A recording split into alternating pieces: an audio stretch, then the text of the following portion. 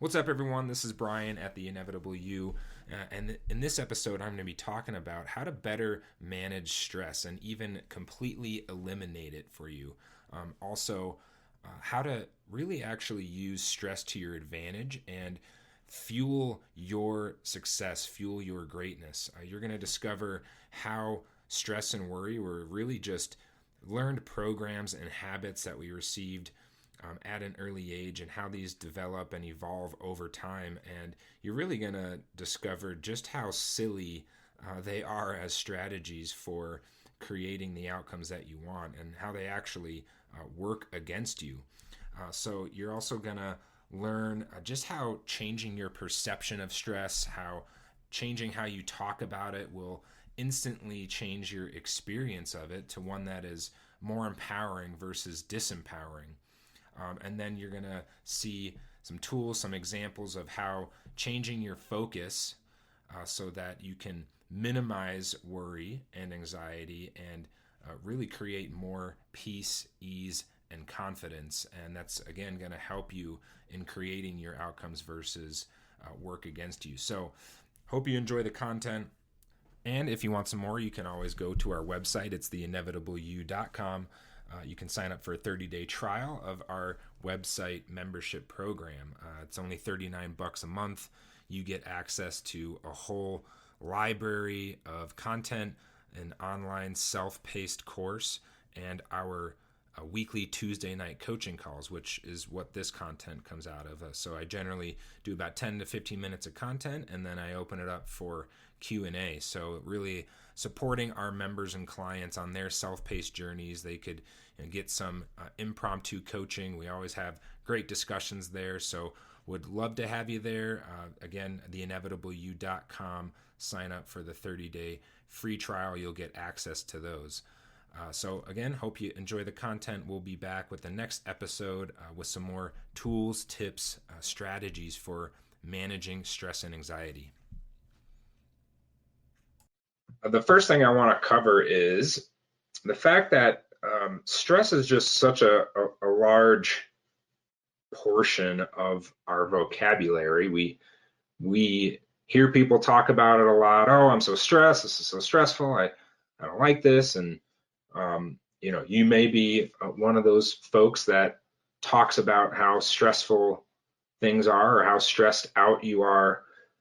And so because we are masters of language here and using language to create our reality, we really want to be conscious about the meanings behind the language that we're using and be careful and conscious of the words that we're using, because they're creating an experience. They're creating your reality here. So this is the last time in a programming moment, meaning using our language intentionally to program a experience, program a reality. The last time you ever want to just use the word stress and use it loosely, because it has two different meanings, and there's a half full aspect of stress and there's a half empty aspect of stress, just like everything here. It always comes in two forms. So if we're talking about the half full, or eustress, which is Latin for good or beneficial stress, examples of this are, working out in the gym. You're putting your muscles under intense stress, and really it's not the first 9 reps out of 10 that are where you're getting the muscle growth. It's on that final rep where you're tearing muscle fibers. There's violent cellular death that's happening. So putting our muscles, for example, under stress is very beneficial. We like that. We want that stress. That's eustress. Now, distress, which is the form of stress that most people use and most people think about when they use that word, bad or non-beneficial stress. these are things like if you push it too hard in the gym and you tear your bicep muscle, this is the stress that we don't want. So it always comes into two forms, and you really want to be conscious about how you're thinking about it. It's not even that you have to go around, using the word eustress or distress. That'll certainly help you. It'll certainly prime you and program you to think of which form of the stress you're talking about. But in your, journaling, in your processing of the stressful events of life, is this half full or half empty? Some other examples that we've talked about and used is, the broken leg limper tool. You break your leg, the body heals it back, and as long as you do the rehab, the body is working to overbuild, to make it stronger, to grow. So we grow from stress. We need it. It's a necessary component. So beginning to think differently about this and really understanding which one it is, and consciously turning stress into eustress in moments that it makes sense. That's our first step of this whole content chunk in using language as our friend, using it to our advantage. That begins this transformation process of turning stress into the adrenaline of greatness. Now, I always love to cover, where does this come from? We always like to look at things as strategies, patterns, looking at even how does this originate in family of origin programming. And so this is a inevitable you favorite. All of you here have heard this before. When 90% of parents begin their success commands with, for the child that's going to go pour their first glass of milk, they tell them, "Hey, little Brian, don't spill the milk there." What happens is the brain has to cognitively process that command by imagining ways to spill milk to then avoid doing it. So counterintuitively, in using this command, "don't spill the milk," which, think about it, is focused on avoiding pain or worrying or stressing, putting anxiety in your mind, in your body, that actually enhances the probability that it's going to happen. Because in the mind-body connection, if that's your visualization, oh, I could knock the glass over, or it could overflow, I could trip and fall. And if you're an overachiever, and here's where it gets really interesting, you don't think of 200 ways. You don't think of 50 ways. You think of 200 plus ways. Like, hey, you know what? Meteor can come through the ceiling right now. Rip your pitcher out of hands. Now I gotta worry about meteors. And so it becomes a very tormented psychology software to be in, because you're worrying about potential meteors that can come out of the sky. And as you get older, now you're going into a business meeting, you're thinking, "Oh, don't say that. Oh, that's a really, don't say it. Don't talk about that," or "don't do this to get fired." I got to worry about all the things that I could say and do that are going to get me in trouble. They're going to, quote unquote, spill the milk here. And do you think as you get older, because you've never been hit by a meteor, do you just all of a sudden one day, "Hey, you know what? I've spent 30, 40, 50 years. I haven't been hit by a meteor. Why bother with that? I'm just going to stop worrying about meteors." Or is it because, and do you record that the more you worry is the reason that it's never happened, and because you've never been hit, the probability is increasing that it's going to happen. So I got to continue. I got to stick with this pattern. I got to stick with this strategy of worrying, because guess what? It's worked for me. It's kept me out of pain. Yeah. This is how these things get reinforced and they get wired in even more intensely over time, and how these stress and anxiety patterns, perpetuate for you. Now, I want you to ponder this and really think about this as a strategy. And let's make this real. So, sticking with our 4-year-old kid, and the messages that we're giving them, how the programming occurs, because this "don't spill the milk" metaphor and tool is really about conscious commands, conscious programming commands that we use, where they originate. So if you were to teach a child a great strategy for handling a future event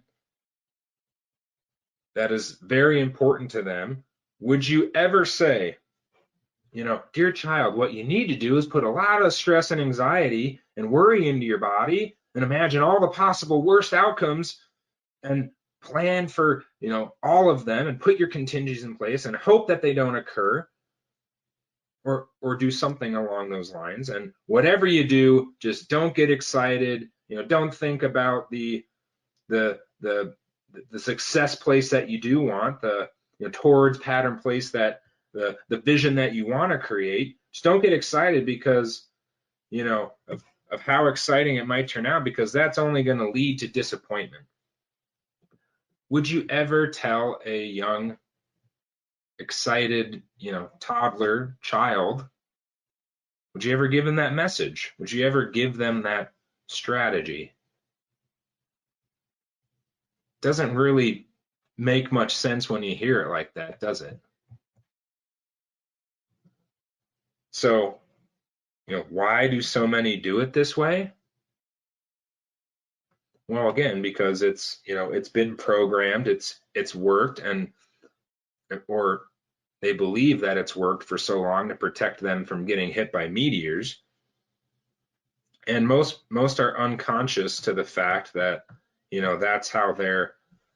that's really what they're telling themselves. So when I frame it this way, it doesn't make sense. It sounds silly, but people who continue to wrestle with stress or anxiety or worry, and this is the message that they continue to give themselves by using that strategy. Now, when he or she, the child, asks in response, "So let me get this straight. When we put these fears and we put these concerns in our body for the possible disappointing outcome, how often does the worst actually happen?" And then you say, "Oh, no, that's the great thing. That's the beauty of the strategy. It's because we do this is how we avoid our disappointment. Because we worry is why the worst rarely ever happens." Really? Really? Again, it sounds silly when it's framed this way, but this is a pattern and this is a belief, an unconscious belief that many people continue to run, continue to tell themselves. So what does this really mean for you today? You might be sitting there pondering, thinking, "Okay, yeah, this is making sense. I get it, but what am I supposed to do with this?" Well, if you remember I've covered a slide in some of the introduction material around NLP and really what is it. And I talk a lot about habitual sentences, NLP, or neuro-linguistic programming, one of the primary tool sets we use here, really being about habitual sentences that we use, right? The sentences are revealing the software. And by repeating them over and over again, they remain true. That's us, continuing to program a reality, perpetuate a reality. And one of the most important points that I make here is that there's really only one surefire way to change a belief and change how you really operate and, change your belief in this context around stress and worry and the validity of that strategy. You have to put your feeling or put the feeling in your body that you would have when and if that belief is true. And then voila, instantly the belief changes. So, instead of stress and worry, which most of us are very familiar with, it's hope and excitement. And, so one of the examples is if you know the feeling of, I'll reference another tool here, the 800-foot cliff versus the 8-foot step ladder. The woman on the 800-foot cliff about to make the release maneuver, we freeze frame her, we look at her adrenal and cortisol levels, all of the neurotransmitters and hormones and chemicals that are associated with fear or anxiety is really this, the adrenal, the adrenaline, markers, the neurotransmitter markers in the body. They're through the roof in that moment. That woman's never been more alive. Now, completely different scenario, a man on an 8-foot stepladder who's never, or who's deathly afraid of heights, reaching over to put the final ornament on the Christmas tree, we freeze frame him, we look at his same neurotransmitter chemical levels, adrenal, cortisol, all of that, same markers of fear, anxiety, they're the same, they're through the roof. Now, it's the meaning that they associate to those chemicals, that feeling, that experience. The woman has never been more alive. The man on the 8-foot step ladder, deathly afraid of heights, never been closer to death. So you have the ability to change the meaning and think differently about what these feelings you're experiencing are. And so instead of anxiety and fear, can you put hope? Can you put confidence? Can you put excitement? I've never been more alive. I love this fear that I'm experiencing. This is amazing, and I'm even senses are even more heightened, and I'm operating at a higher capacity. And so for those who struggle with this, say or think, or you're like, yeah, okay, I get it, but still, I mean, how am I supposed to control how I feel? I don't know if I really buy that. I don't know if we can control how we feel, or I don't know how to do that. Well, how often do you put anxiety in your worry in your body already? Yeah, most of us, we're already doing this unconsciously. So until you would try a new tool, until you try to reframe an emotion, a feeling in the body, you can't just say, I don't know, this seems too hard. Don't know. I don't think we have the ability to do that. No, you're already doing it. And, even when the likelihood, we do this, we put anxiety, even when the likelihood is remote that the fear will actually come true. So, how. It's just doing it a little differently, how to put future emotions in the body. It's time for you to use this to your advantage. Be conscious about the don't spill versus pour carefully,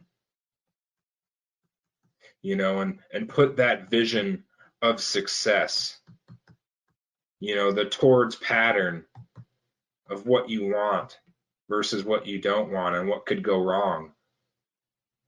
Put the future greatness into your body and just watch what happens. Watch and see what it does to your stress and anxiety and worry levels. when you change the focus, when you reframe an experience, you're going to be amazed at your abilities to really change this for you. So that's the intro into our series of content here on transforming stress into the adrenaline of greatness for you.